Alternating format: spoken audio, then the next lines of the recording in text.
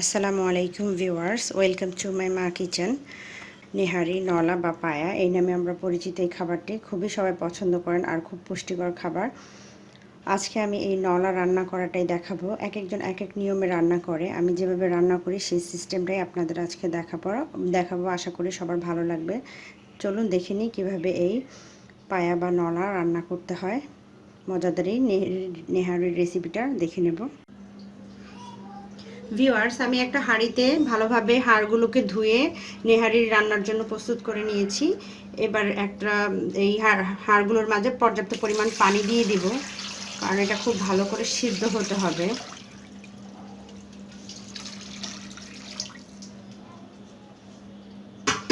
যেহেতু আমি প্রেসার কুকারে দিচ্ছি না, তাই আমি হাঁড়িতে যাতে সিদ্ধ হয় ওভাবে পানি দিয়ে দিব ভালো করে।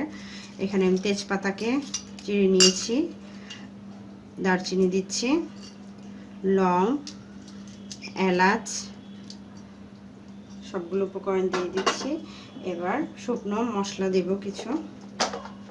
এখানে হাফ চা চামচ পরিমাণ মরিচের গুঁড়ো, হাফ চা চামচ পরিমাণ হলুদের গুঁড়ো, ভাজা জিরার গুঁড়ো হাফ চা চামচ পরিমাণ, ধনে গুঁড়ো হাফ চা চামচ পরিমাণ, আর লবণ দেব 1 চা চামচ পরিমাণ। ভিউয়ার্স, সাথে দিচ্ছি আমি এখানে 1 চা চামচ পরিমাণ রসুন পেস্ট, 1 চা চামচ পরিমাণ আদা পেস্ট, আর এখানে খুব সামান্য প্রায় 2 টেবিল চামচ পরিমাণ তেল দিয়ে দিব আমি, সয়াবিন তেল। যেহেতু এমনিতেই হাড় থেকে প্রচুর তেল বের হয়, লাস্টে আমি আবার বাগারের প্রসেস রেখেছি, সেই ক্ষেত্রে আমি তেলটা খুব একটা বেশি ইউজ করব না। আমি এখানে 2 টেবিল চামচ পরিমাণ তেলটাই দিয়েছি। এবার এটাকে খুব ভালো করে 2 ঘন্টার মতো জাল। ভিউয়ার্স, প্রায় 2.5 ঘন্টার মতো আমি এগুলোকে জাল করেছি, দেখতে পাচ্ছেন মোটামুটি ঝোলটাও অনেক কমে এসেছে। এবার এর সাথে আমি আরও কিছু মশলা অ্যাড করব, কাটা মশলা। সাথে আমি দিয়ে দিচ্ছি পেঁয়াজ, এরকম বড় বড় করে কেটে আমি 3টা পরিমাণ পেঁয়াজ দিয়েছি, দিয়ে দিচ্ছি। আদা কুচি দিচ্ছি এখানে, যেহেতু আমি আদা রসুন কিন্তু পেস্ট দিয়েছি, বাট এখন আমি আবার কুচিটাও ব্যবহার করছি, তখন আমি অল্প পরিমাণে দিয়েছি আস্ত দিব বলে। এখানে আমি রসুন নিয়েছি বড় সাইজের একটা, আর 3টা শুকনো লঙ্কা আমি এইভাবে মাঝখান দিয়ে কেটে নিয়েছি। যেহেতু আমি ঝালের জন্য তেমন কিছু ব্যবহার করিনি, তো ঝালটার জন্য আমি এখানে এগুলো সব দিলাম, মিক্স করে দিব। আর সাথে দিয়ে দিচ্ছি আমি 1 টেবিল চামচ পরিমাণ, 1.5 টেবিল চামচ পরিমাণ কাজু বাদাম বাটা। এটা টেক্সচারটা টেস্ট করবে আর ঘন হবে অনেকটা।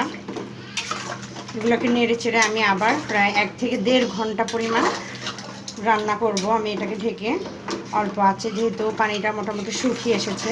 আর সেদ্ধ হতে যদি মনে করেন আপনার আরও বেশি সময় লাগবে, সেক্ষেত্রে আরও গরম পানি, ফুটন্ত গরম পানি অ্যাড করে নেবেন। সেক্ষেত্রে সেদ্ধ যদি মনে হয় যে আরও সেদ্ধ হতে অনেক সময় লাগবে, এই পানিতে হবে, সেক্ষেত্রে আপনি পানি অ্যাড করে নিতে পারেন। তো আমি এটাকে এখন ঢেকে রান্না করব আরও 1.5 ঘন্টার মতো।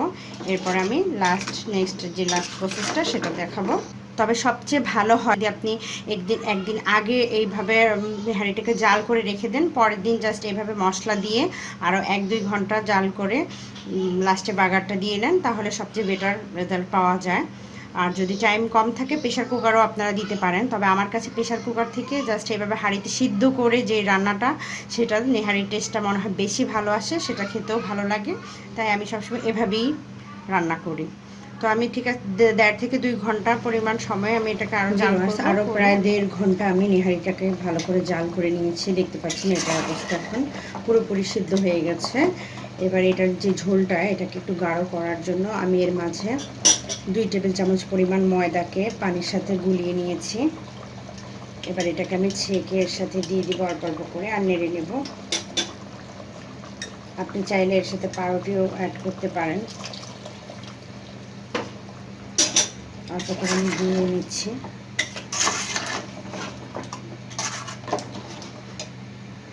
আরও কিছুটা দিব।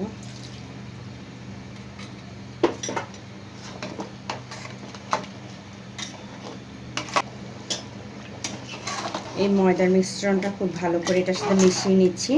এবার এর সাথে দিয়ে দিব আমি স্বাদ অনুযায়ী লবণটা এখন চেক করে নেবেন। আর সাথে দিয়ে দিচ্ছি আমি ভাজা টালা জিরার গুঁড়া 1/2 চা চামচ পরিমাণ, গরম মশলা গুঁড়ো 1/2 চা চামচ থেকেও কম, 1/4 ভাগ।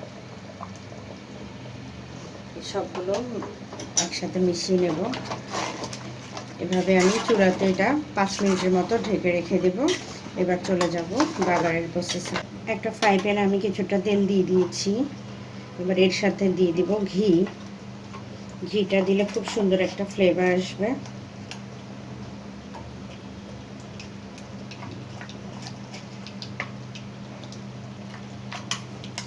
প্রায় 2 টেবিল চামচ পরিমাণ ঘি আমি এর সাথে দিয়ে দিব। এবার যে পেঁয়াজ কুচি আছে, এখানে প্রায় 1/2 কাপ থেকে একটু বেশি পেঁয়াজ কুচি,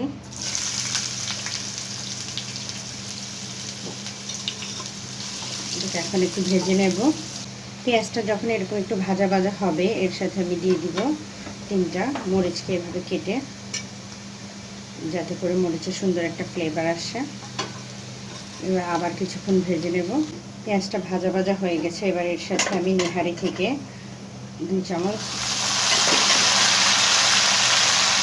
ঝোলটা দিয়ে ঢেকে দিব।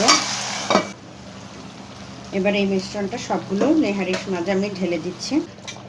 ভিউয়ার্স, ব্যাস তৈরি হয়ে গেল আমার মজাদার স্বাদের নেহারি। এই বাগারটা দেওয়ার পরে আরও 1 থেকে 2 মিনিট আমি চুলায় জাস্ট এটাকে জাল করে নামিয়ে নেব। খুব অল্প আছে জাল করে নেব, যেহেতু এখন নেহারির যে ঝোলটা সেটা কিন্তু ঘন হয়ে গেছে। দেখতে পাচ্ছেন সব মশলাটাও গলে গেছে। আপনারা আপনাদের সুবিধা মতো মশলা কমিয়ে বাড়িয়ে নিতে পারেন, বাগারের তেলও কমিয়ে বাড়িয়ে নিতে পারেন। নেহারিতে প্রচুর পরিমাণ তেল থাকে, সেই জন্য আমি খুব বেশি তেল ইউজ করিনি এখানে। আর হচ্ছে যে যার পছন্দ মতো মশলা দিয়ে নেবেন। আর যদি মনে করেন যে আপনার পানি কমে যাচ্ছে, সেক্ষেত্রে ফুটন্ত পানি কিছুটা অ্যাড করতে পারেন। আমি এভাবেই সেদ্ধ করে নিয়েছি। এবার আমি পরিবেশন করে দেখাচ্ছি। ভিউয়ার্স, তৈরি হয়ে গেল আমার মজাদার স্বাদের গরম গরম নেহারি, পায়া বা নলা, যে যেই নামেই চিনেন না কেন, মজাদার এই খাবারটি। এটা আমি গরম গরম নান রুটির সাথে খাবো। খুবই মজাদার একটি রেসিপি। ঈদের পরে এই রেসিপিটি না হলেই চলে না। সবাই বাসায় ট্রাই করবেন আর অবশ্যই জানাবেন কেমন হয়েছে। সবাই ভালো থাকবেন, সুস্থ থাকবেন। আল্লাহ হাফিজ।